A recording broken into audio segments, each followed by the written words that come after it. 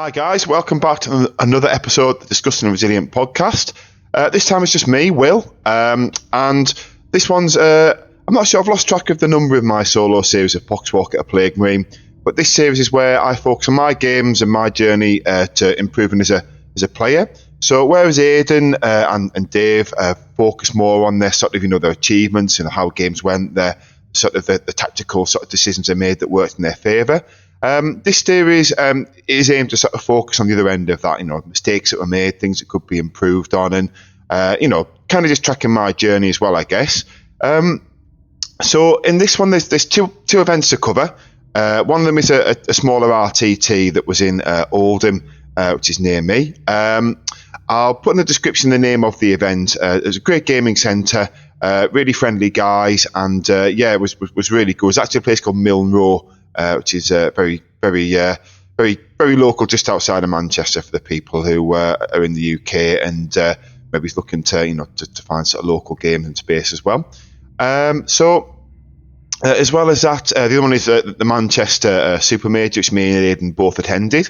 At this point, Aidan's posted quite a lot about his 4-1 result, and I also managed to go 4-1 as well.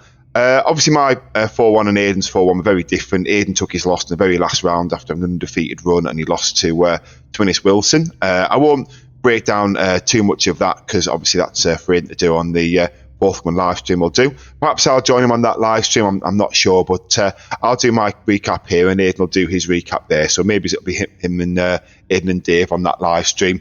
So, focusing exclusively on Aidan's performances and how his games went. So I'm going to try and combine the two. I do also have another GT coming up in a couple of weeks. The Blackpool, or the Black Tower Gaming, I think is the name of the GT. It's in Blackpool, UK. It's in actually the famous Blackpool Tower, which is a sort of landmark in Blackpool, which is it's an old holiday town in the UK for people who aren't from the UK, maybe listen to the US or another part of the world. Although people in the UK will, of course, need no introduction to Blackpool. Even if they've never visited, they'll be aware of it as a location because back in the sort of 70s and 60s in the UK, it was a popular holiday destination that people would visit before, sort of cheaper abroad travel and things. But anyway, without going into the history of the UK and Blackpool, because that's not what people have tuned in for. So I guess the best place to start is I will post a list. I think a few people have commented on previous editions that they'd like to see the list in the comments. I will run through it quickly here as well, just so people who are tuning in for the first time, maybe if they listen on Spotify or just hearing the audio and don't have YouTube readily available, know what we're sort of talking about. So I'll run down it very quickly. 3 Night Carnivores allied in, fast-moving knights, 14-inch move, hit like freight trains. They are a bit fragile in combat, but they've got a 5-pin front to shoot in, so they are sort of relatively tough on a whole. They're backed up by 3 Predator Destructors.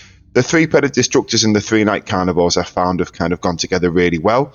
It's kind of a bit of a shit sandwich situation is what I've referred to it for, where the knights rush at you and the predators kind of pop out the back at the same time. A lot of armies just don't have the guns to deal with both. The predators are also they're a bit swingy, hitting on 3s and whatnot, especially with the 2 shots and the last cannons, because they've got last cannon sponsons and an auto cannon turret on top.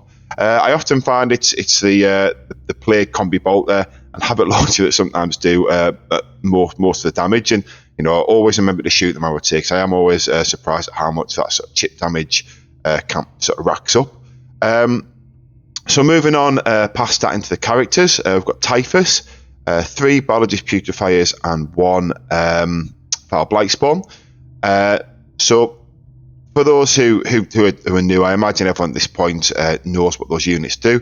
Foul Blightspawn gives a squad he's attached to. He can catch the Plague Marines, fight first. He also has a really good anti-infantry flamer. And the 3 Biologist Putrefiers, they give you the grenade strat free once per game. You can't pop it twice in a turn from the Biologist Putrefiers. You can use a different unit to spend a CP on the grenade strat, but it can't be the one that they're attached to. Now, obviously, I've got some units to attach these characters to. Oh, so the Biologist Putrefiers also give the Plague Marine squad that they can attach to lethal hits on 5s, which is quite big because we also have a strat, of course, where we can spend a CP and those 5s explode. So if you're on an effective objective, like an objective that you held in your command phase, so it's sticked, those objectives also give double exploding hits on the 5s as well. So, it's quite a useful combo. Now I've got four squads of 5-man Plague Marines. 2 of the 5-man squads are all combat. 3 with the heavy plague weapons, 2 of the bubonic weapons. Thank you very much to the people in the comments on previous videos who helped me remind me of the names of these things, because I never think to get the data cards out when I'm doing this, and my memory's terrible. I always remember what things do rather than what they're actually called. And the champion in those squads always has a plasma gun. Because again, it's free. I'll put this out. If it was 10 points, I'd never spend the 10 points on it, because it's free. It's always there. There's 2 5-man utility squads, 3 with the heavy plague weapons. 1 heavy plague weapons obviously on the champion in all these squads as well. The champion again has that plasma gun we just talked about in the utility squads. There's also a single guy with the plasma gun and a single guy with the plague spewer, the anti-infantry 2+ nose cover. Basically plague flame is what I call them in simplified terms. Now, what I'd normally do is I normally attach the biologist putrefiers to the 2 5-man combat plague marine squads, and that's kind of because they're going to get into combat, and I find that's, if you're going to charge into combat to flip an objective, I feel you generally want to make sure you kill what's on the objective, because there are some things, Custodes being a prime example, where if 1 Custodes lives, sometimes that 1 guy's going to have to pick up the squad in response. So I found that if I'm going to sort of charge and try and flip an objective, I really want to make sure I kill it. So that's why he attaches to them. The utility squad has the plasma gun. Obviously, I think the plague flames, I'll continue to call it, is kind of self-explanatory in any sort of meta, any game. It's such an efficient weapon. It's really good. It's just because the combat plague must have a different role, I don't put it there. I feel that more dice in combat is more important, especially if you're going to shoot the flame and maybe kill 3 guys, make the charge longer, then fail your charge. Something that's really important to not do. But the 2 plasma guns I found, I was originally putting melter guns on. Obviously, I know we had Liam VSL in the chat, and I know he runs them. But I found the 2 plasma guns are more useful. Just 2 guns with the same profile, same range, just more shots at the same thing. So, you're not having to split fire as much and worried about sort of ranges and things. Sometimes 2 shots at 24 inches, overcharging, not overcharging is good. I often decide on the overcharge, by the way, if, so say example, I roll a 1, will I lose an objective? Because what I mean is often those utility guys, they just go and stand the edge of an objective, and they usually just go and stand there and die.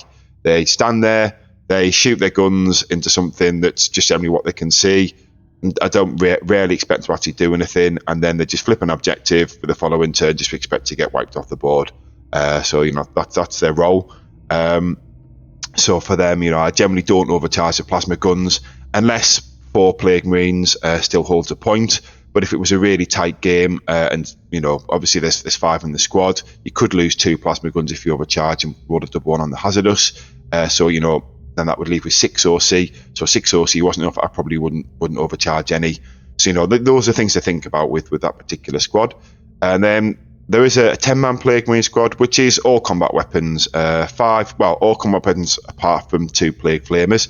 5 heavy plague weapons, including the one on the champion. Champion again has the random plasma gun, which could or could not be there, to be fair. But I always shoot it. Sometimes the chip damage counts for something. And then 3 bubonic weapons, and that squad is generally there to attach to a biologist putrefier and the foul blight spawn, just to own an objective. And I found with that squad, if it wants to get into combat, because it's a big squad and it can kill big things, especially with the strat you can spend either extra AP or the exploding lethal hits, you generally want to make sure you do kill that big thing. Because I had a game recently against one of my good friends, and he was playing his Chaos Knights, charged into a Night Rampager, and he had the Armour of Contempt strat. I popped 2 CP to get extra AP, exploding hits. It was even double exploding hits as well, because it was on an objective I already controlled.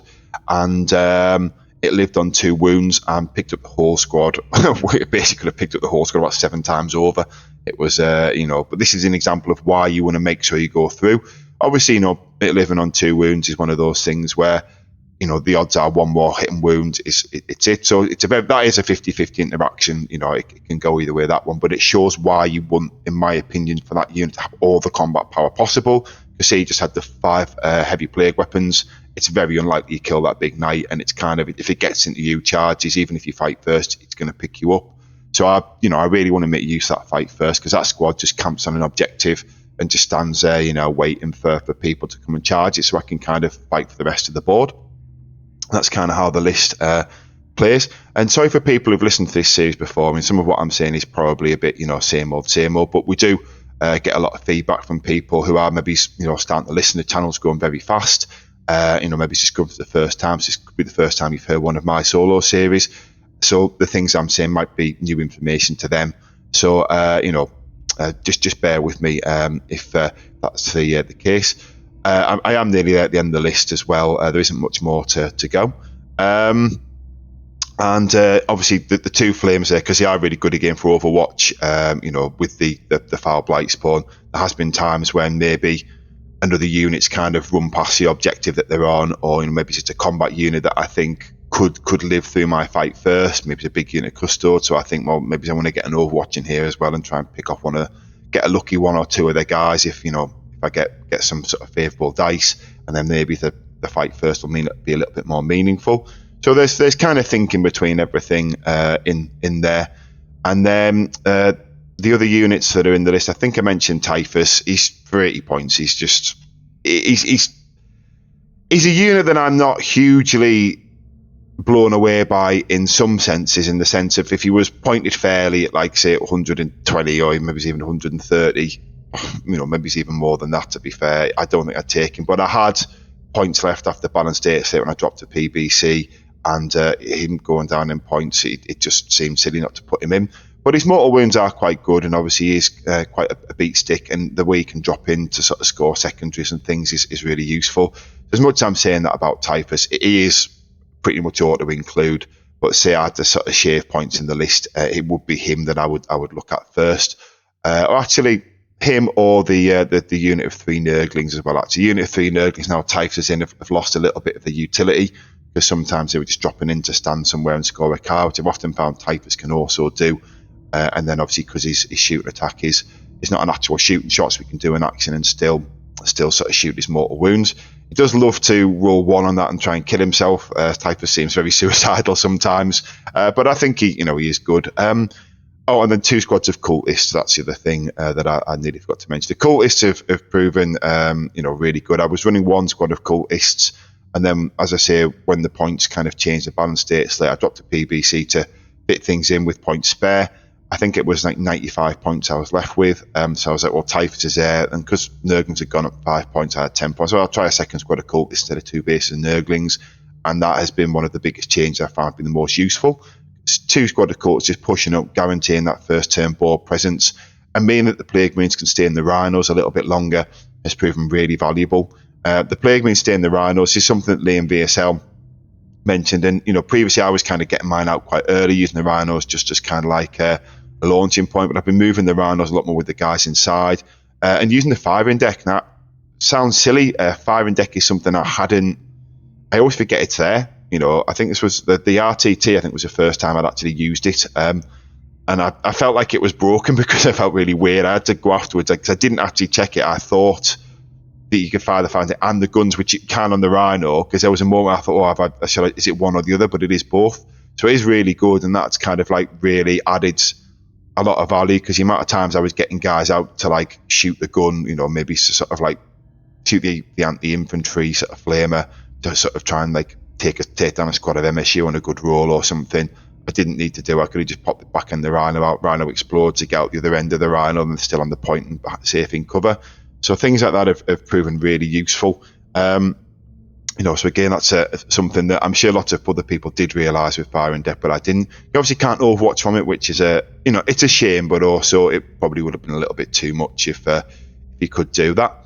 So I'll run through the RTT first. Now I'm going to run through maybe both of them, but maybe it's a little bit quicker than perhaps you might sort of expect or you might like. The RTT, I have to sort of caveat, was a very casual event. It was a small event. I think it was 20 something players. Most of them just kind of local guys, because it was a very sort of small but very super cool gaming centre. The event was it it wasn't like the same standard as you might expect at other tournaments. It was a lot of people who just go in to get like 3 games of Warhammer against different armies and meet some new people. There was a couple of players there who were kind of more competitive focused, of course. And, don't get me wrong, it wasn't just completely punching kittens, but it wasn't like sort of, people were bringing armies that they thought were fun. There's a lot of beautifully painted models there and things like that, which is kind of as you expected. So, so bear that in mind when I'm running through these games, because I did beat, the Menace of Necrons. He did have a Tesseract Vault and a Catan and stuff. So on paper, you could look at the list. He had the Silent King too and think there were some scary things, but some of the ways that people sort of used the models and some of the tactical decisions that were made weren't maybe the same thing you would necessarily sort of expect. And sometimes that can work against you. When we get to the Manchester Super Major, my first round was against a bit of an unusual list, more of someone who considered himself more of a casual player, and that was the game I lost, and I lost partly because his list was very off meta. I'm bringing an off meta skew, and he bought an off meta skew, and sort of he was the paper to my rock, shall we say? In the rock paper scissors sort of analogy, his skew kind of answered mine very nicely. But I won't go too much into that. So we'll start off with the RTT. I'll try and just give like a brief analysis of of their list on like an overarching thing. I'm not going to go into the whole idea. So the first round was against Blood Angels. It was a gentleman I've played before. He goes to tournaments a little bit, but he goes to just sort of like local ones, and he is there again more to get 3 games of Warhammer than sort of try and really push the boundaries of competitive play.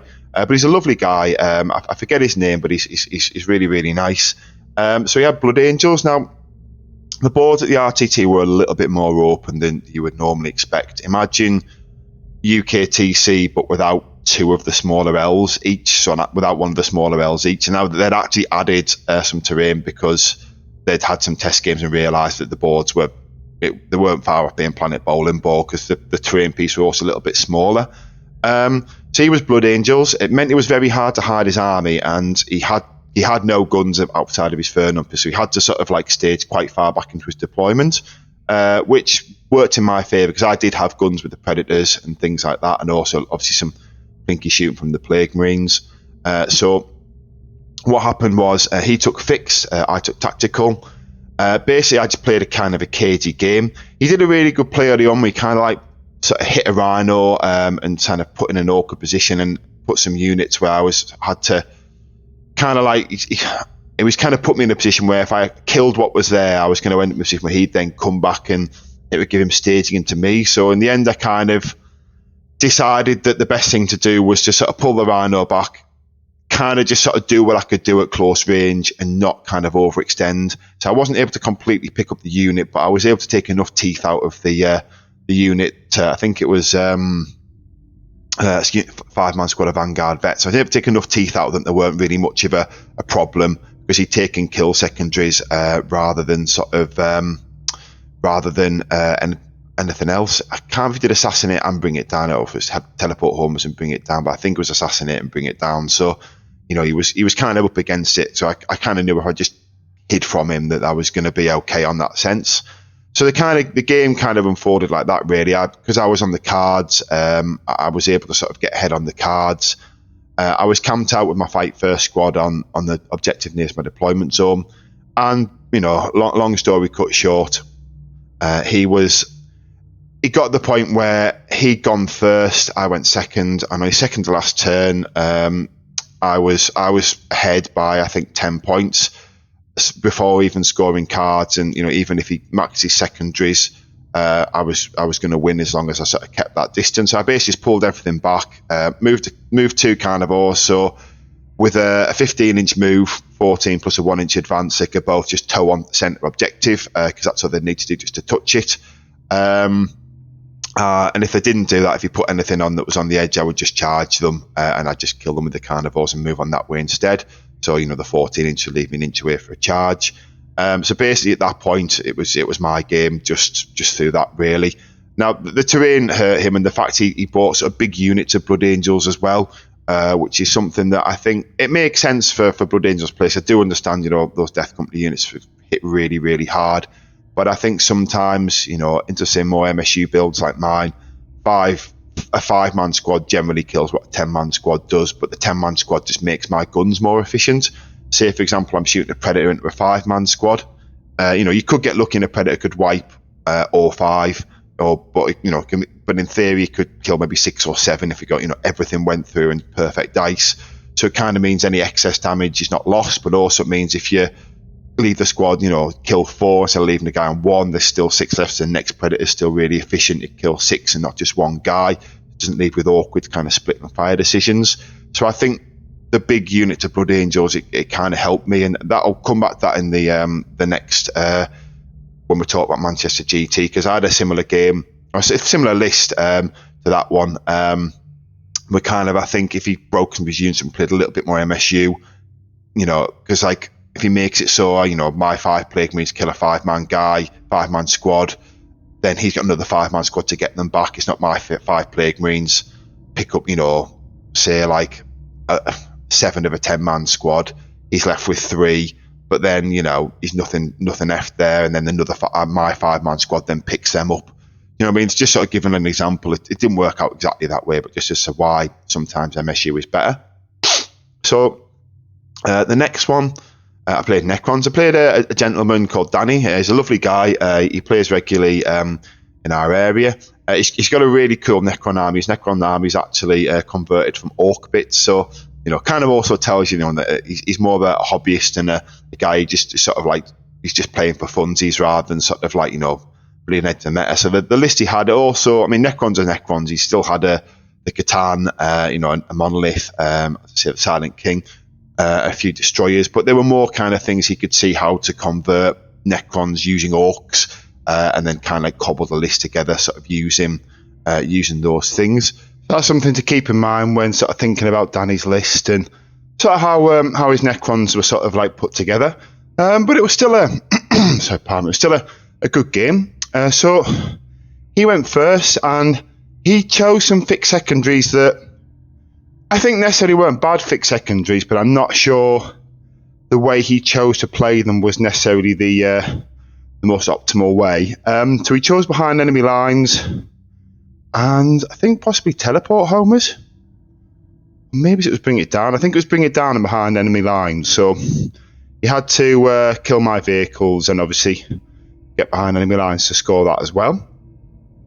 So turn 1, he went first, and now this is a little bit of an error on my part actually, that I think Danny he exploited it, but I think he could have exploited it a little bit better. So it was deeper deployment, so it was I think that's hammer and anvil, isn't it? Dawn of War is long edges and hammer and anvils are short edges, so it was hammer and anvil, and basically I'd left a little space in my deployment zone in the bottom right corner, and he did the trick where he picked up a Katana and dropped it in 3 inches away, and just did that to deploy teleport homers, behind enemy lines, not to do anything else with it. And as much as that was a way for him to score points, it basically put the Katana right in the middle of my whole army, so I could really efficiently just sort of focus fire down, put everything into it, all 3 Predators, got some Plague Marines at the Rhinos shot their plinky gun shots into it,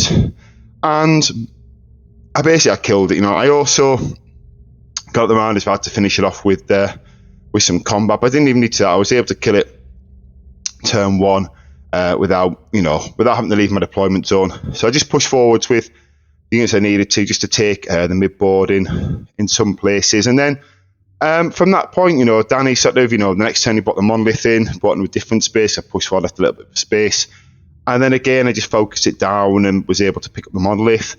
With Necrons, I think the thing to do is just focus, pick a unit you think you can kill. For example, if you're going to go for a Catan, you've really got to go for it. Like, you have to sort of commit everything into it, because if you don't kill it, leave it on 1 wound, it's still, a really dangerous model to have sort of on its damage output.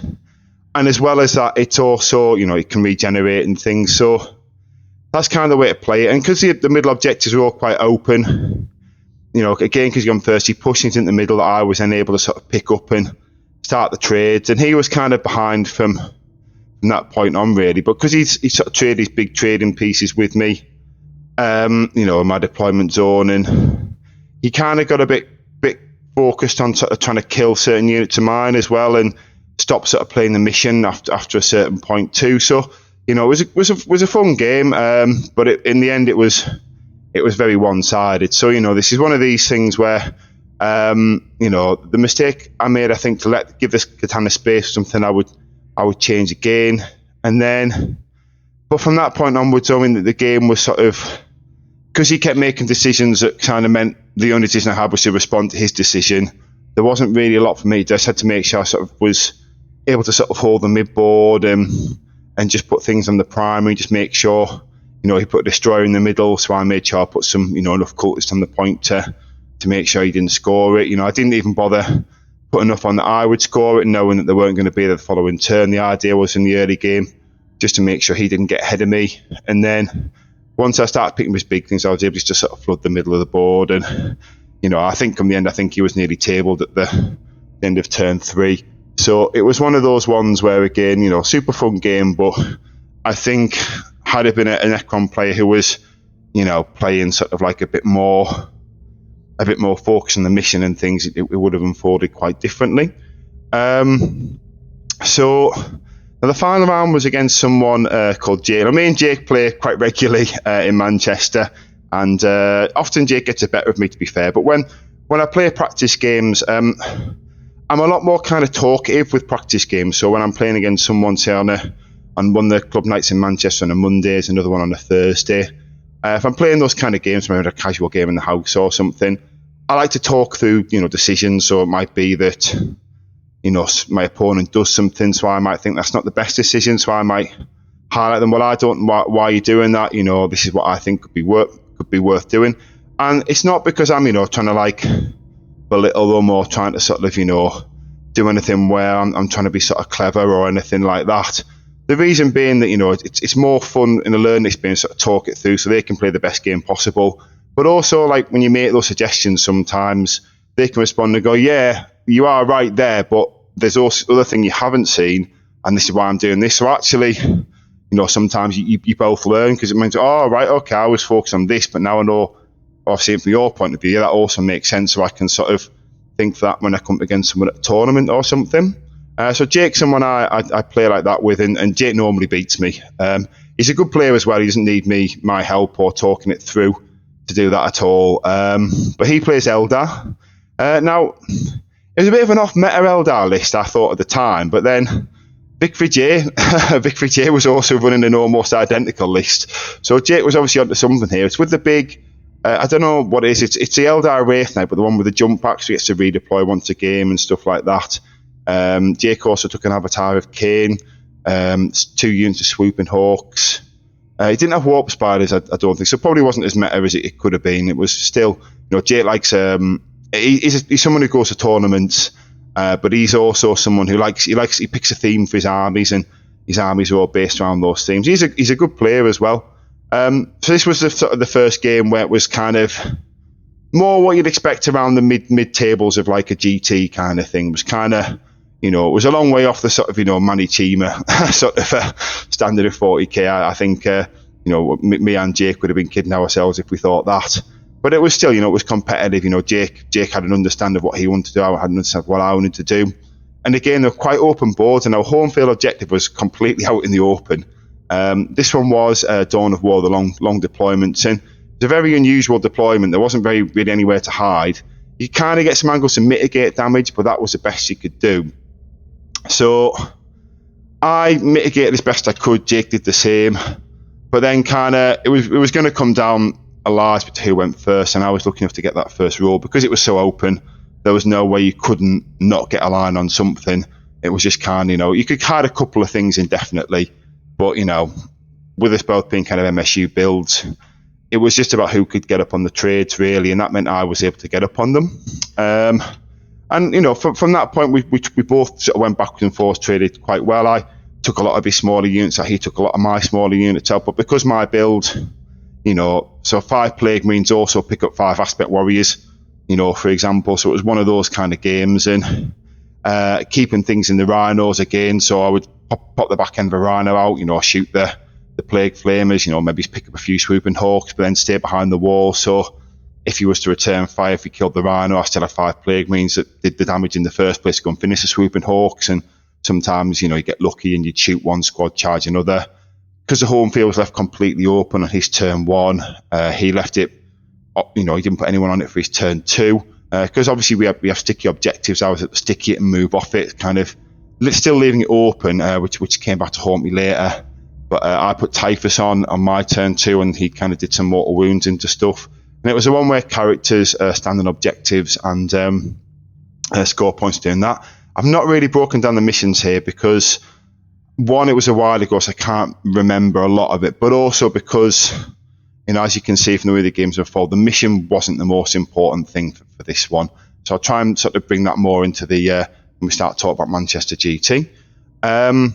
So, I mean, this game was good. It was kind of swinging in my favour a little bit. Because I was up on the trades, I was able just to sort of maintain a higher level of damage. We both were playing cards, and I was able just to sort of, I got a bit luckier cards and he did as well. So it was just one of those games. But then there was a big swing in the middle, though. We had a character on a point. I think it was just a character. Maybe it was 2 characters. But I do assassinate.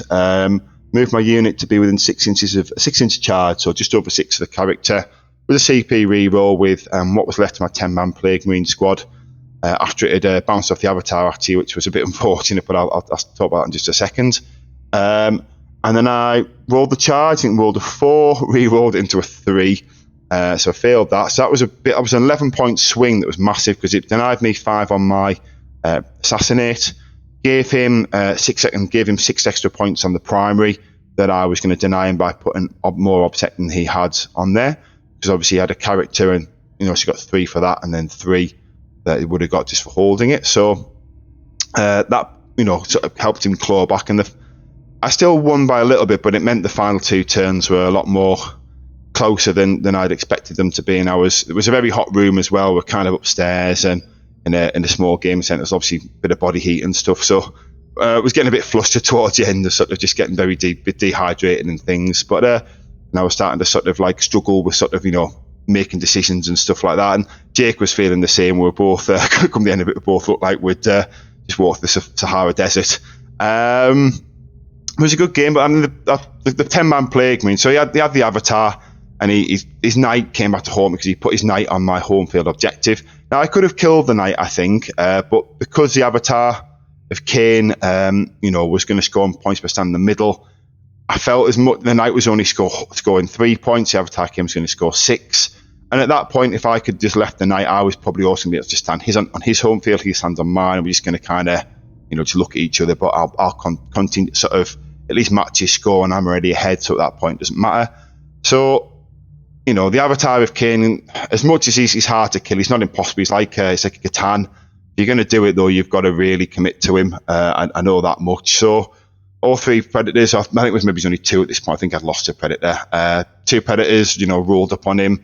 Plague Marines got out. I think 1 used a 3 grenade strat. I spent the CP to throw another grenade at him. Typhus, I think, might have been dead at this point, actually, as well. I can't remember what Typhus was doing, but he didn't get to do his mortals. Maybe he rolled a 1 or something, and to try to kill himself, as he seems to like to try and do. He's a bit suicidal. So through all the shooting, shot every plink gun I had, every because I went -1 or -1 AP. I took -1 AP against Blood Angels as well, and then did -1 OC against Necrons, so I could kind of compete on the primary. Just to sort of, I did forget to say that.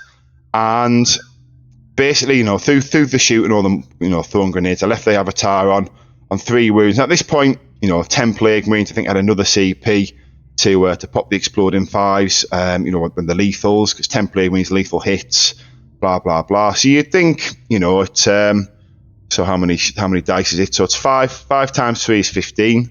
And then 3 times 4 is 12, so it's 27 dice, the 15 hitting on 4s, exploding lethals on 5s, and the ones hitting on 3s, lethals on 5s. But I think he was -1 to wound as well. I think that's the avatar's a thing, wasn't it? So I basically needed the lethal hits to go through, because I was basically wounding on 6s. regardless. But I popped the explode ones anyway, just to make sure I had the best chance possible. And out of my 27 dice, admittedly needing fives on these dice, so it wasn't like necessarily the easiest thing. I managed, I think, across all 27 to get 3, and of course he made a couple of invuns as well. And the Avatar, I think he made 1 or 2. The Avatar lived on 1 wound, I think. Anyway, if these 10-man plague me, he's just literally bounced really badly. It was a bit worrying. And at that point, the Avatar obviously, of course, picked a big chunk of them. I think he picked up, say, a big chunk of that army. There was enough of them left for this failed charge I mentioned earlier for them to sort of feel confident going to kill that character. But I suppose, I think it was maybe 3 or 4. She must have picked up like 6, maybe. I can't remember, to be fair. So maybe he rolled a bit under average as well. But anyway, that was a problem, and he obviously got to have his Avatar an extra term. But overall, it went the same way. So the Avatar story is a bit sort of a bit of a by the by, really. It was more just a sort of a point where the game, with feeling that charge and then the Avatar living, it did feel like it was going to sort of start maybe sort of pulling away from me. But I was able to sort of maintain it, because I had just been denying his primary the whole time. So even though we were kind of close on secondaries, I was able to deny his primary to a point where I still won the game by a few points. So that's that now. So I'm going to start talking about Manchester GT now. So Manchester GT, now this one, me and Aidan both played at. So I know this episode, it might have already gone on a little bit, so I'll try and make it so it doesn't last for too long. So obviously Manchester GT, 5 rounds, UKTC. Say UKTC, anyone not living in the UK, or even people in the UK perhaps don't go to the most tournaments. It's the same people who run the London Grand Tournaments, it's a touring event series where, they're basically, it's a super majors. So they're all like, hundreds of players, usually 200 players upwards. I think Manchester was 270. It's a hard one. It's a kind of a weird mix of standards. You kind of get a lot of people travelling nationwide for it, but you also get a lot more local guys coming to play it, guys who maybe wouldn't normally go to tournaments because it's such a big deal. There's obviously a big social aspect to it as well. Now, round 1, I got paired into something a little bit different. I mentioned it in the podcast. It was an orc list. The orc list was basically all just the beast snagger stuff, which of course, the issue with that for my list is because I'm a vehicle skew. The beast snagger stuff is it's very efficient into me, let's put it that way. He's rolling a lot of dice, anti-vehicle 4+. Although it's only 1 AP, he's rolling enough dice to make that count, because all my saves are generally 3, so he still pushed me to a 4 up, and I think a lot of them are 2 damage. He had big 6-man units of the Squig Hog Boys. He had 2 of the big, I forgot what they're called now, God, like chariot-looking things pulled by like Squig Boars. I don't know what they're called. It'll come to me. I do know the name of them, just name's gone blank. Mosrog, the special character on the big Squig, and then a Squig Boss on another big sort of Squig, and some 15 Stone Boys, 3 into 5, and then 3 units of 10 infantry, and 3 into 10 grots. So when I looked at it, like, it was on paper, it's actually, if I was going to write an orc list, I was saying to him, I think it's probably the orc list you'd write to counter my skew. So it's one of these funny things where it's not a list you'll generally see, but it was there, and it was a good game. Now, again, he was a more casual player, this one, so it was kind of a weird one where this is where I took my biggest loss in many senses. But because it's an accidental counter of mine, I played cards. He went fixed. I can't remember what he took on fixed now. I think he took Bring It Down and Teleport Homers. Oh no, he also played cards as well, because he held on to 2 cards for quite a while, which is kind of what made it quite close. Whereas if he just burnt those cards a bit sooner, he would have ran away with it even earlier. So this was a funny game. It was very frustrating from my point of view. But not frustrating because of the player I played against. He was an absolute gentleman, really fun guy, really nice, very pleasant to play. He was nothing against him. But I drew didn't draw the best cards. I was struggling to score what I did draw. He rolled really well at a couple of key moments, And then there was a key moments where I rolled sort of under average, and then where I rolled over average. He rolled incredibly over average on his saves. I draw cards that I could score, and I think I was trying to kill Liv on 1 wound, and it was just one of those very frustrating games where it just sort of just felt all the little bits of luck were going against me, and I was digging home. But because he'd held on to a couple of cards that he probably shouldn't have done, really, there were errors on his part. I think it was closer than it should have been. So at the end of the 4th round, he was ahead by a point. So I was like, he didn't play a tournament, so he was like, we were kind of running out of time, for the final round. So he was like, we just call it here. I was like, well, we have to at least draw the cards for the final round. We've got like 5-10 minutes, so we'll try and get through as much as we can. Obviously we won't talk out any dice rolls that we think are going to be swingy. But say, for example, it's a carnivore going into 2 grots. The carnivore just picks up the grot, so we don't need to roll that dice. But say it's a carnivore into one of the bosses on Squigs, we'll roll that out. So we kind of did it that way. Before we even got there, though, I drew 2 cards. It was just impossible for me to score. He drew 2 cards that were really easy for him to score. So I was like, well, we don't need to do this now. You win, which is kind of how it went. But talking of my mistakes, I made other mistakes in this game where I could have still mitigated this bad luck that I'm talking about, because as we've talked about before, and we've recently had Stephen Box on, and came up there in that conversation as well. If people could hear it, because apologies, I did that one through Discord's website. I don't normally use Discord. I normally record through Riverside. I didn't realise I need to use the app. That's why my mic and audio recording was so terrible. It's the same mic I'm using to speak to right now. I just didn't realise that. So sorry, that was a little side tangent there.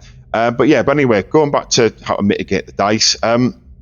What happened was basically I don't know how I would phrase this. So it was the objective, the mission where it's like Dawn of War, so long board edges. 3 objectives, obviously, in a row in the middle. And then this one, and the mission was the one at the end of the game where you stand objectives and score 5, which is another reason why he was also going to win the other one there as well, by the way. Why in the final turn, I thought I might have had a chance, but it didn't matter. It's a by the by thing, that, to be honest. We drew the cards and he was already pushing into me. But what I'm about to say now, Link, so I decided to just focus on all 3. So the one in my deployment zone, the one on the left, the one I'm looking at the board, and him, and the one in the centre, being because I knew the WoW was coming. So I thought, well, I'll be able to screen and make a perimeter if I don't spread out too far. So I didn't put anything in the far bottom right-hand corner, because normally I'd say put a Rhino with 2 5-man Plague Marine squads just to fling him out and just deny him 2 turns of primary.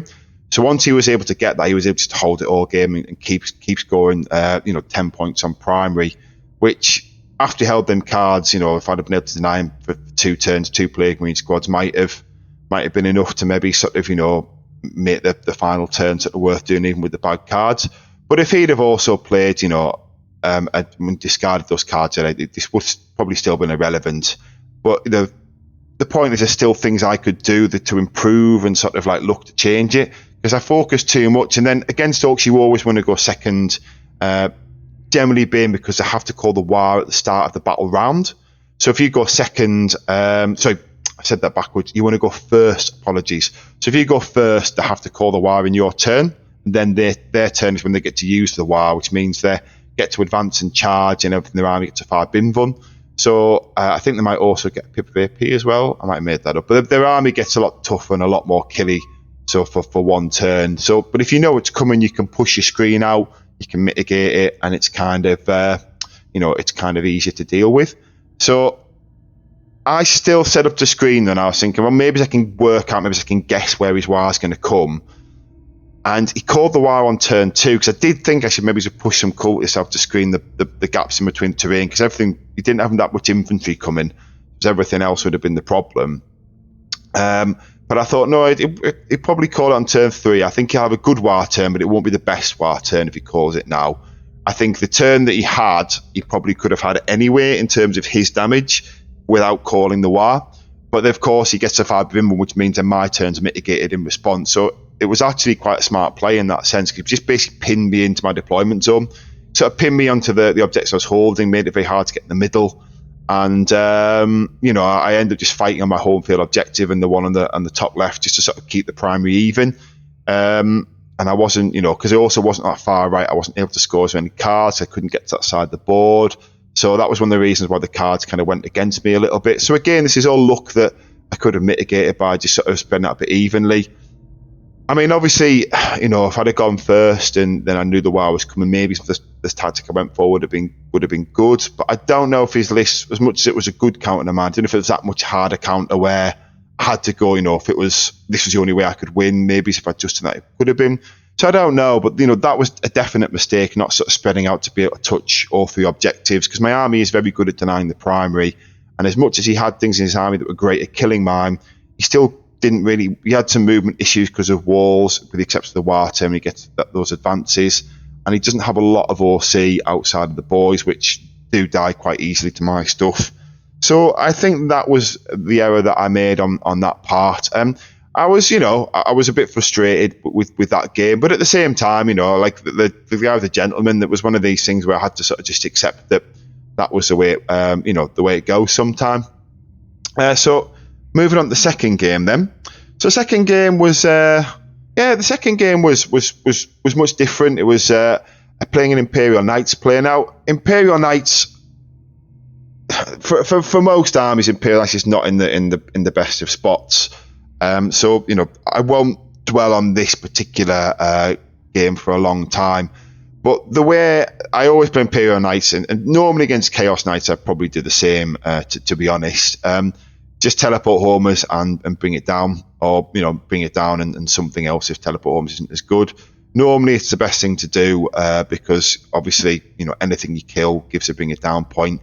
And just to hold the primary, they've got to show you those things. So if they decide to deny your secondaries, and you win on primary anyway, so it's sort of generally the best way to play. And you can kind of compact your army and make sure you're hitting them in the right places rather than them, rather than spreading out and then letting them sort of pick off units without you being able to respond and trade with them. So I kind of knew he had Canis Rex as his big knight and then another big knight. So the first couple of turns, so basically I set up, it was a mission where the objectives disappear, so I just evenly spread my army, a little bit left, a little bit in the middle, and a little bit right. So one carnivore left, one carnivore right, some stuff in the middle, 10 plague means make sure we could get into cover, but also kind of the rhino could move maybe to the centre if it needed to. It was quarter deployment zones, and the game unfolded the way it normally does. Nice first couple of turns, I just made sure he put stuff on the points. I went first. No, he went first this one, actually, sorry. I didn't even try and put anything on the primary unless I was denying it to make sure I could keep trading. First couple of turns, just took the big knights down, whittled them down by a few wounds, and then it's the second and third turn when the knights started to fall and I started to get the bring it down points. And at that same time, he loses his ability to score the primary. And come the final turns, he didn't have anything left to really compete with. And I was able to sort of stand on the objectives that were remaining, which score a lot of points.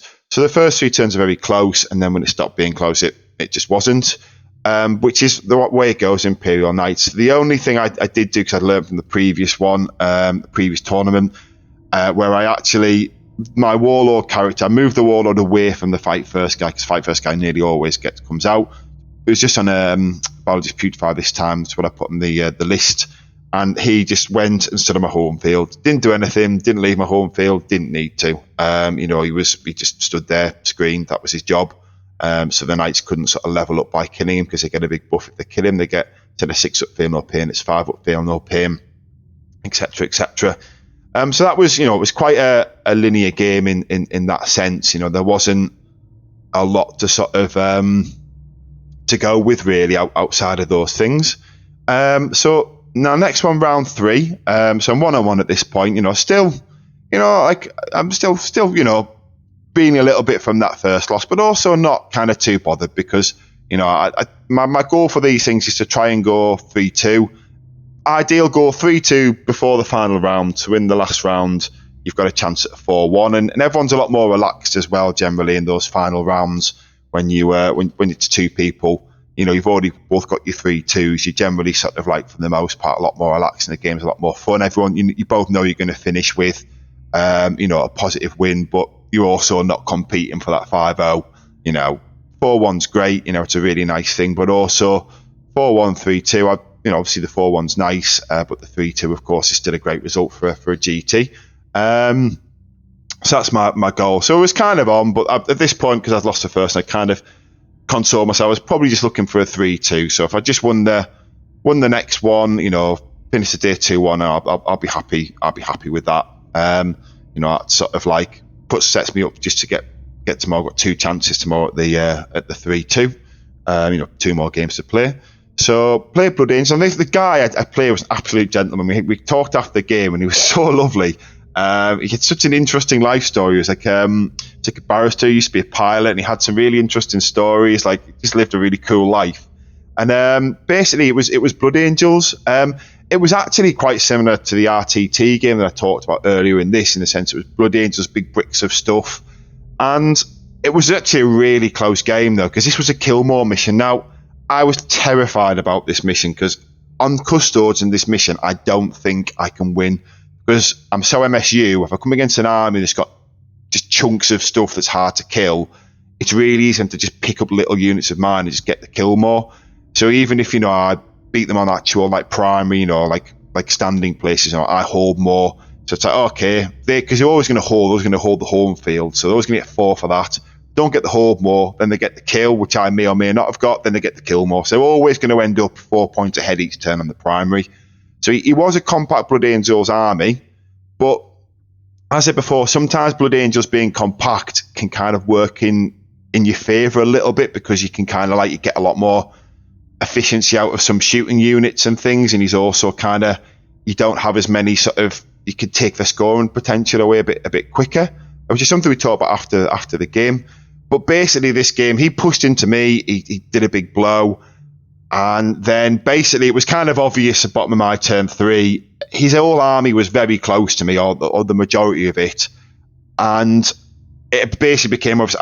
Everything had to get out. The rhinos, all the plagues had to get out. Everything had to just get a line of sight, anything it could. And then I just had to just try and deal as much damage as I could, across the army with the Contagion AP. I took the Contagion AP against Imperial Knights. Sorry, Contagion, the AP. Contagion against Imperial Knights, and also Blood Angels. But in the Orcs game, I did take -1 weapon skill and ballistic skill, because it didn't have, the armor saves weren't really great to start out with, and they're not the best at hitting in shooting and combat, so that's why I did that there. So just to backtrack. So the Custodes game kind of went that. Now, sorry, the Blood Angels game, Custodes is next. The Blood Angels game went like that. And the Blood Angels game was one of the best games. It was so exciting. Now, I finished on top because when I had my go turn, the turn I took everything got at the rhinos, it kind of went in my favour. I was able to kill when I needed to. But had I have bounced, he was just going to do to me what I was able to do to him, and he was just going to run through my army. So it's kind of an interesting game in the Blood Angels, I always think, because we're kind of a bit similar in the sense of, like, our units, our Plague Marines and their infantry, Death Company in this edition, we hit very hard, but we are also very fragile for the slap back. So it was kind of one of those games where, in this instance, I was able to do the blow, but he was going to muller me if I didn't. And it was one of those where, I was just able to get that sort of my go turn paid off for me. I'm talking about after the game, I think if he'd have stayed a bit further back, because he kind of came a bit closer than he needed to, so I was able to sort of, get to him. Whereas if he'd have sort of knew I couldn't get to him, but he could get to me, I think he could have done the punch to me before I'd had a chance to do it to him, and it would have gone pretty badly. But it was a really, really good game. I kind of consoled myself after losing the first game that I might only win one game on this first day, especially because this particular the mission with the Killmore is so half my army against certain things. There are certain things if I draw, I just really would have struggled. So, so just when I saw Blood Angels, I knew it wasn't going to be an easy game, but I also knew that it was a much better game in terms of my chances compared to Custodes. So I was quite happy in terms of that, and it was a really good game. That the guy was so lovely. Like I genuinely can't say how nice a guy he was. He was great. So then Custodes. So Custodes, I got through, round 4, going home, chill out with my girlfriend. We're going to have just a nice evening chilling. Drew Custodes, and I was like, oh no, it's kind of happening now. But, the good thing was I'd missed them on the worst possible mission, and it was a list didn't have any grav tanks. Now, not having the grav tanks proved to be a favourable thing for me, but there was still a lot to play in this game, and it came down to a lot of luck on my part. So I guess I don't really know where the best place to start with the Custodes game is, but it was an interesting game against the Custodes. So his list was kind of quite infantry heavy. He also didn't have the Blade Champion either, so that was kind of another little bonus because he's got some good synergy with some of the units. I don't know exactly the synergy with Custodes in terms of the unit he normally attaches to. I have played against him a few times, and he's been quite brutal. He picks up Plague Marines like there's no tomorrow. But the big thing that he had in this Custodes, this was Kyria Draxis that kind of surprised me. The way that she gets to attach to a Warden squad, gets to shoot out of line of sight with her, out of sight shoot him, out of line of sight shoot him, and also she gets to do that twice and gets a full reroll when she's standing the objective, because obviously that's the Custodian Guard. I think it's a troop choice, get that on their data sheet because she attacks that unit, she gets that. So they kind of level her up quite a lot, and she did quite a lot of damage to my 10 Plague Marines fight first unit, which she quite rightly let me get out the Rhino because I realised I had to get them on the objective first, because obviously if he'd have got there before I did, the way fight first works in this edition, whoever does the charge gets to use theirs. Sorry, whoever gets charged, whoever's the receiver of a charge gets to do fight first. So I got them out, and I think she picked up over the course of 2 rounds of shooting, his first turn, his second turn, about 7 of those guys. So he took the teeth right out of that squad, because it was the objective where I think it's hidden supplies. It's called, when the middle doubles 2 new objectives. So she was able to stand on the objective just outside his deployment and kind of reach across to the other 3 no man's land objectives, and yeah, she was quite efficient. But not having the grav tanks though was really big for me, because every other game I've played against Custodes, they've had the grav tanks, and usually, I'll pop something out, say a carnivore, it just gets killed in the open. Although smart Custodes players generally lead the carnivores. I mean, you can kind of, maybe if you get 2 to charge at the same time, 1 gets to swing.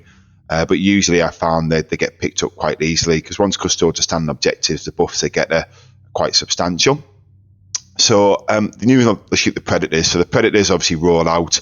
They've got the perfect profile for killing Custodes, as the Predator Destructors have. But even though they've got the perfect profile, you sometimes get 1 round of shooting, and then they get picked up by the grav tanks in response. So him having the grav tanks meant I actually had the advantage in this sort of shootout, which was quite unusual. Obviously, there was still lots of cover on the board. So my first turn 1, I pushed out the Predators so I could get lines onto most of the midfield objectives.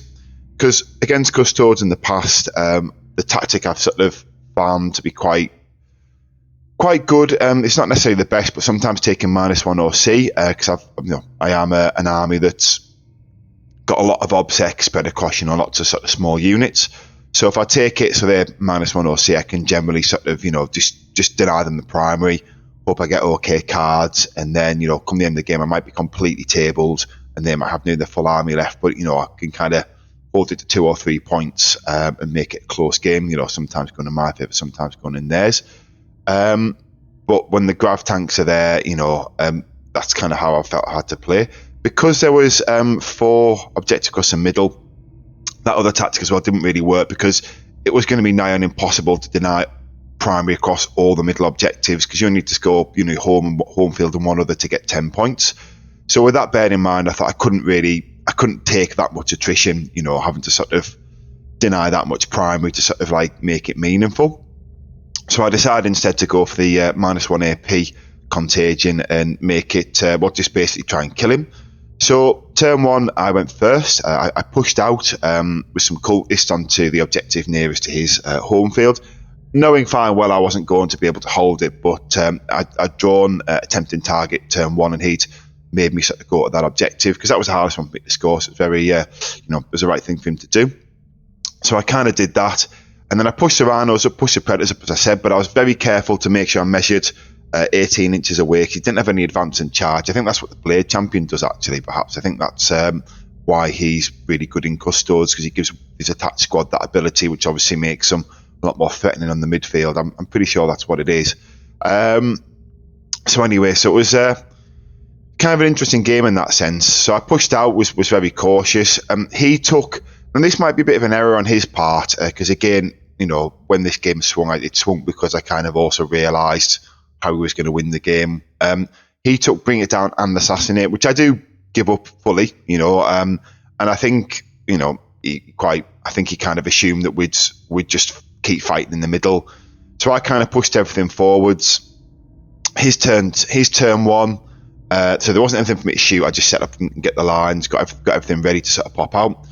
His turn one, he, had things on the objectives. So he had to just sort of put things on to stop me from scoring primary, which is kind of what he did. So he kind of pushed down. Now, what I did on my turn two, I knew he was going to come, so I pulled back, sort of just making sure I could just sort of keep on the primary and make him sort of get me. Had to push off objectives so we could sort of fight in no man's land, as it were, where he wouldn't get a lot of his buffs, because he had to do that to come and kill me. If we just sort of, just stared at each other and held the primary sort of even, I was going to win by just being able to score some cards in parts of the board. So I kind of realised that was what needed to happen on my turn two to sort of pull back. He, pushed into me. His turn two, he pushed forwards. I was able to shoot some stuff off some objectives that I've been able to see after his turn two. After his turn one, because obviously his turn two, where he pushed in the middle, he was trying to sort of make sure I denied my primary, because I was also able to hold him to 5 on his first turn. So he kind of, basically it was one of those games where we'd already started trading. Now when he pushed forwards, picked up, what he could, but I was very conscious to keep things in the rhinos this time as long as I possibly could, kind of knowing fine well that once they were out, they were very susceptible.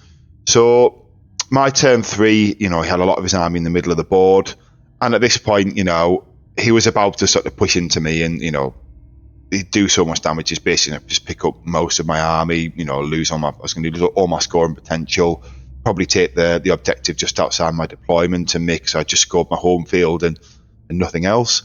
So I realised at this point I had nothing to lose. I still had a carnivore in reserve. Obviously, my turn three, there was no chance to rapid ingress. I thought when maybe holding his turn to see if that was something to do, because obviously I think you can still rapid ingress as long as it's around 3.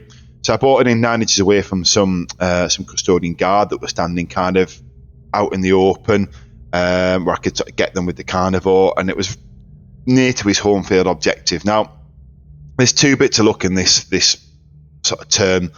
Now, because I'd held him the first turn, I'd been able to sort of just put things on points to deny his prime and hold him to 5. At the expense of putting things out there, and that's why he was able to push into me, because he'd been able to sort of slingshot on some charges and stuff. He moved his assassin, because it was the objective where the mission where you burn objectives, and he was going to burn the objective just outside his deployment. Because he was comfortably going to hold the ones in the middle. There was still 3 no man's land objectives left, and he was about to push on and really do some damage. So I kind of realised the only thing I had close to be able to stop this was a rhino. Now I measured it all out. I measured the 12, and then looked at with 6 on, maximum advance. We put some dice out. We both looked at it, and we agreed that with a 6-inch advance, the rhino could literally put a millimetre of its track over the objective, and that would be enough to put 2 OC on the point. So the assassin that had started to burn the objective, because you start the action, you're completely following command phase, but you have to continually hold it all the way through, wouldn't be able to burn it, and also he wouldn't hold, he wouldn't be able to score on that objective the following turn either. Like I say, I was really in the hole here. It was a close game on kind of points, because I'd been able to do okay on the cards, but I also hadn't done great because I hadn't really pushed them into the board. Kind of limit on what I could score. I think there was 2 or 3 points in it, but because he took all those kill secondaries, he was about to sort of come down hard on me, just pick up most of my army, max everything, and maybe I can kind of run around and hide some characters. But at that point, I'm also going to lose all my score and potentially have no units left. So I had nothing to lose. So Luckily, no re-rolls for this 6. I can't remember what I spent the CP on. Maybe I felt I needed it for something else, because like I say, this was like a desperation turn. Rolled the dice, got the 6, moved it on. So that was kind of one quite lucky piece of play really on my part. And then the Carnivore say coming 90 away from the Wardens. Now, pardon me. He also had 2 CP, for an interrupt here, which was something he'd been sort of careful to do. So, because his armor was so exposed, I was able to shoot the Predators, and he was kind of torn at one point between minusing damage on one of his squads to sort of make the Predators, lose a lot of efficiency with a flat 3 damage on the turrets, or sort of, keep it for his interrupt, basically. He decided to keep it for his interrupt, which I think was the right thing to do. Because what happened was, so when we got the charge phase, I just shot everything I could. I whittled a lot of units down, kind of didn't pick up anything completely though. I did make one mistake here actually, and this is a mistake that's worth highlighting, because he had some Venatari that took an objective, not the one I was standing to score up to my deployment zone, although he did take them actually the following turn with what was left, which is why I saw some mistake. I had overwhelming force, so they were the only unit on an objective I could realistically kill. And I kind of spread my damage a little bit too thinly, and kind of thought I'd do a bit more damage in combat. I could have put more into this Venatari squad, but as it happened, I kind of put just 5 Plague Marines, my utility squad, into them. Kind of shot some sort of plinky guns, because at this point I think there was a Venatari left on. It was 1 full, 1 left, and 1 on 2 wounds. So I kind of naively thought I'll kill the one on 2 wounds with shoot, and then when I kill that, I'll just stop, leave the one with 3, charge it, probably dies to the Plague Marines, and then at that point I've got my overwhelming force, and I take the objective. But he decided to interrupt with that Venatari, so I should have just shot it to shoot, and it was a mistake not to invest more into it. So that denied me my overwhelming force. He picked up the full 5-man Plague Marine squad, I think, with the 1 Venatari. He popped a couple of CP, I think, or maybe he spent another CP or something. He did something that made it really efficient. Maybe it was the Catter he picked, because Custodes in the fight phase obviously get some buffs. And that was a big swing. I lost 5 points on a card, and then he was going to get 5 points on primary. Although saying that, obviously I had just denied the assassin, but that kind of like put him back to where he was. The assassin was lucky anyway. So that felt like a bit of a mistake, because I shot some full Predators across the board into another squad that I was trying to whittle down the charge of the 5-man Plague Marine squad, which picked them up with wounds to spare in the end. Because I whittled them down, I think it was like one guy on 2 wounds and 1 full guy, whereas really I would have been probably fine with them being 2 guys and 1 and a couple of wounds. Basically, I should have just put more into this Venatari. I forgot where my scoring was and kind of got focused with just trying to do damage across the board. So that was silly. Now, coming back from that though, there was a big swing, and this is where there was a huge swing, and this is the second bit of luck I had in this turn, where the game kind of really just kind of went in my favour from this point. So basically, it was my Knight Carnivore in combat with his 4 Wardens, full squad of them. So at this point, he burnt his interrupt, and my Knight Carnivore was going to get to swing. So roll the dice. I didn't have any CP. At this point, I think I'd spent my CP elsewhere on the board for those my 5 Plague Marine squad to pick up the Custodes squad that the Custodes squad I said before, that killed the weakened unit by shooting. Instead of the shots that should have gone to the Venatari on that weakened, just got picked up by the 5 Plague Marines. So I know I'm maybe talking a bit quick on this. Maybe there's a lot to sort of cover. So I had no CP. I rolled my dice, hit 5 times, rolled the wounds, wounded 4 times. 4 guys in the squad, passed in the dice. Average dice, at least 2 guys live. He rolled all 4 3 or below. The Carnivores, of course, are 2 plus D6 damage, so damage plus D6, so all minimum 3 damage. He just lost a squad there and then without even getting to swing back. The reason this was big was because the Carnivore was near his home field objective. The Carnivore couldn't pile in or do anything like that, because there was nothing for it to, couldn't get on the objective, it couldn't, tag another unit. But the following turn, I was able to sort of move that Carnivore onto his home field objective and start killing the Sisters of Silence that were on it. So it meant that and because it was in cover and didn't have much left, he couldn't do anything about it.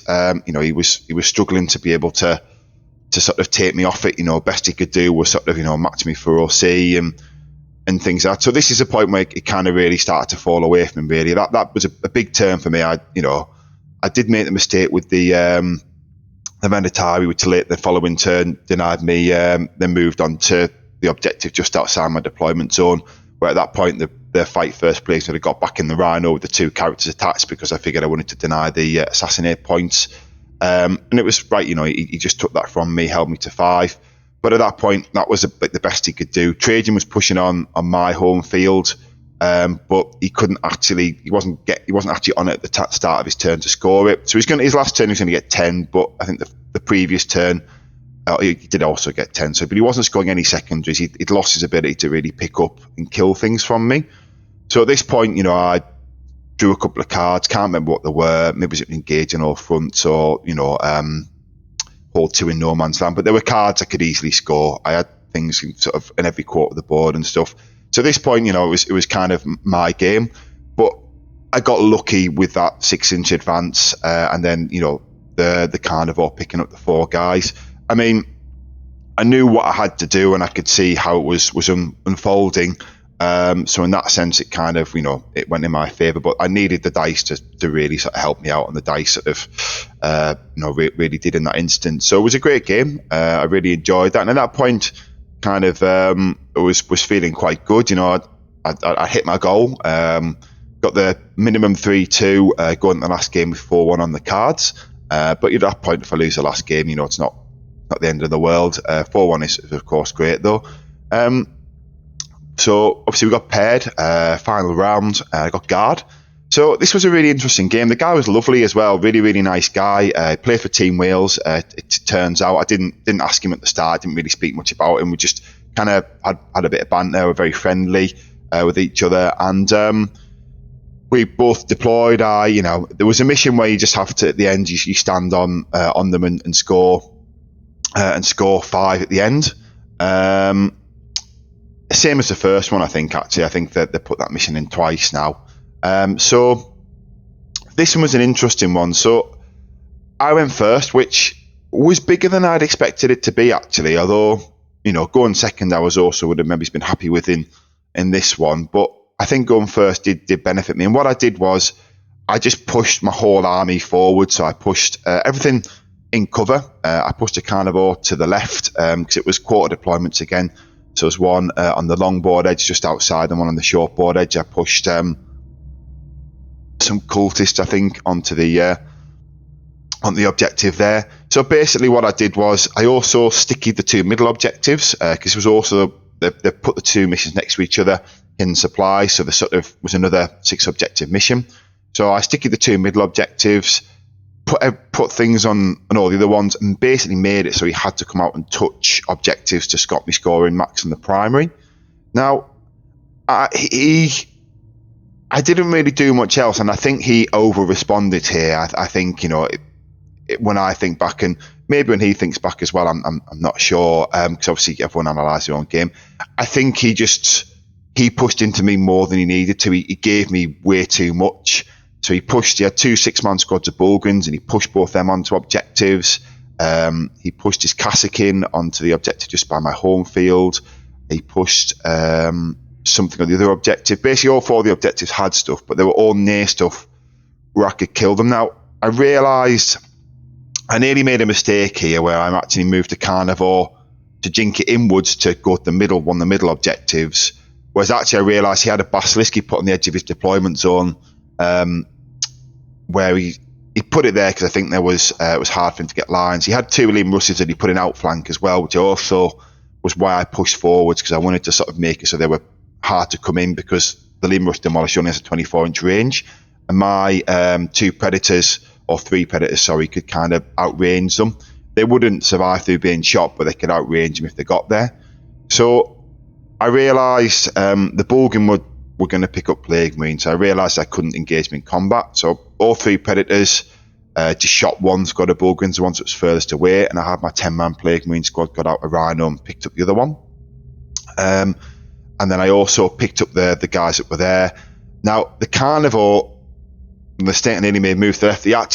removed him because it was still in the movement phase. I did this to go down the flank and stop 5 inches away from his basilisk, which, if I made the charge with a reroll on his data sheet, of course, as well, had I made the charge, would have put him into combat there, and basically meant that, at that point I'd done such a big blow turn one, he probably wouldn't have been able to come back from it as such. But that being said, these things happen. I did fail that re-rollable 5-inch charge, so the basilisk lived. I could have also gone for an 8-inch charge with the Plague Marine squad to try and kill Gorn's Ghost. Now, had I gone for Gorn's Ghost and made the basilisk, the game probably ends there because I picked up too much stuff from things to come back. But I also realised pushing for the 8-inch charge into Gorn's Ghost was probably a mistake, in the sense of if I failed it, I would miss out on the really easy charge of just picking up the 10-man guard squad that was there, because the Plague Marine squad that was also the objective would cleanse him. So it was one of these ones where I've learned from past mistakes where I've seen this opportunity, I can just win the game now. If it doesn't end up, you end up giving them a way back in. So I decided to play it a bit safer, and it was frustrating when I missed the roll into the basilisk, because obviously the carnival would have just picked it up.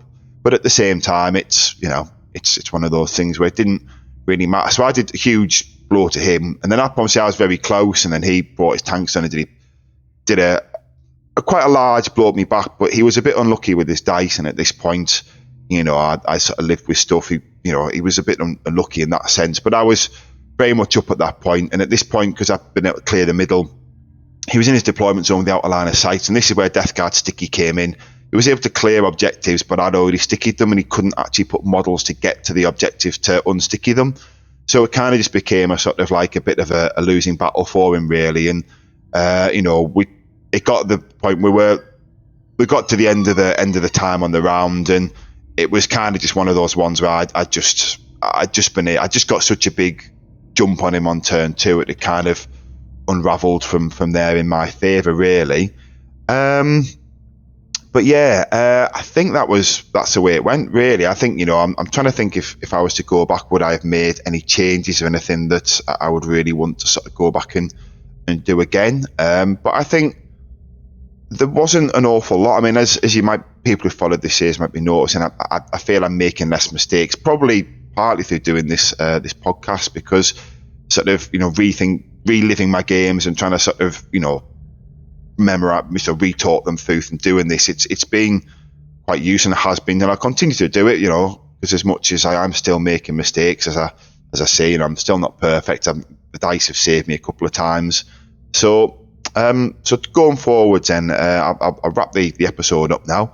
So me and my team, a lot of us are going in mass to Blackpool, as mentioned at the start, and will be next week now, first weekend in April. There's quite a few of us going down. So it's a five rounds, and what I think I'm going to do is I'm going to try some changes to this list. The reason being, the Custodes matchup has proven so hard, it's almost unwinnable, especially if they're big grav tanks, that I'm willing to make a change, or I'm going to try making a change based on that. Now, I'm going to try and get a couple more test games in before I actually fully commit to this, because I am a little bit nervous about some of these changes as well. But the change I'm going to make is I need more shooting, I think. I need to be able to kill infantry without having to engage them. I think that's where I'm really sort of lacking. So as much dropping a carnivore had previously been a mistake, because I dropped it for a PBC, so I dropped a carnivore and the Nurglings for a PBC in the past, and then the list had lost a lot of forward pressure, as I mentioned at the start of the episode. But I haven't tried dropping a carnivore and a set of Nurglings for 2 bloat drones. Now, the bloat drones also push forward, so I think they actually keep up that ball pressure and can maybe even be an easy first trade. So I don't know if it's going to be a good exchange or not, but I think being able to have those extra dice, and maybe even sort of have the minimum sort of, MSU sort of style game into Eldar, having the bloat drones sort of run around and chase them with flamers might also help me too.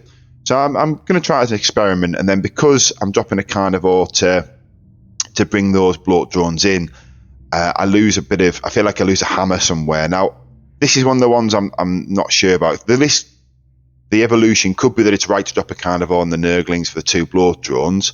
Then I am also going to try on merging 2 5-man Plague Marine squads into another one that replicates the 10-man squad I've been running. So 5 heavy plague weapons, 3 bubonic weapons, 2 plague flamers, and then swap one of the biologist putrefiers for a second foul blight spawn. The 2 fight first is going to be useful, but it's mainly for his flamer. The second fight first also means that someone, say, pops a transport and the 10 guys come out, say it's Blood Angels, for example. When they charge him, I'll still get to fight first. Or, I also get an Overwatch option. So say I can only use fight first once, because obviously the way fight first works is, you only get to use it in one instance. So if you charge 2 fights first units, the person who received the charge, if they're at the fights first unit, they pick which one they want to go first. Then the rest of the charges activate. It becomes a normal fight phase after that. So, but it also means an extra flamer. Say it's the big flamer from the foul blight spawn and 2 of the smaller plague flamers. The Overwatch coming from that second fight first unit. Maybe I Overwatch with one, fight first with the other one. And I think there's some play there, because I feel like I lose a bit of a hammer. But also maybe having the 2 5-man just to run around, just deny priming, standing bits of the board could also be kind of meaningful. So it's an interesting one. I'm going to give it a test and just see, really. So that's what I'm going to run. It's what I'm planning to run and see how it goes. But just a bit of housekeeping before we wrap things up, is just to sort of say that we're approaching the 5k subscribers now. So please like, subscribe, share this episode with any friends, anyone who also likes Death Guard. And also, stay tuned. We try to do a fortnightly podcast episode, all 3 of us on. We didn't do one this week because we did the live stream with Stephen Box, but we'll be back within a fortnight with the next one. And and obviously, Aidan and Cole also be doing their solo stuff, so stay tuned for that. But I'll do another Poxwalker Plague Me following Blackpool, let you know how it goes. Hopefully it's at least a 3-2. Maybe it's not. Maybe it's a 2-3. Every time I make changes, it seems to go a little bit badly. Seem to go backwards rather than forwards. But sometimes you've got to take a step backwards for it to take the next 2 steps forward. So hopefully the episode's sort of not been too long. So I know we've tried to squeeze a lot into it. But thanks for listening. And as I say, Aidan and Dave will also have their solo stuff coming. And stay tuned for more Death Guard content. And look forward to seeing the next one, guys.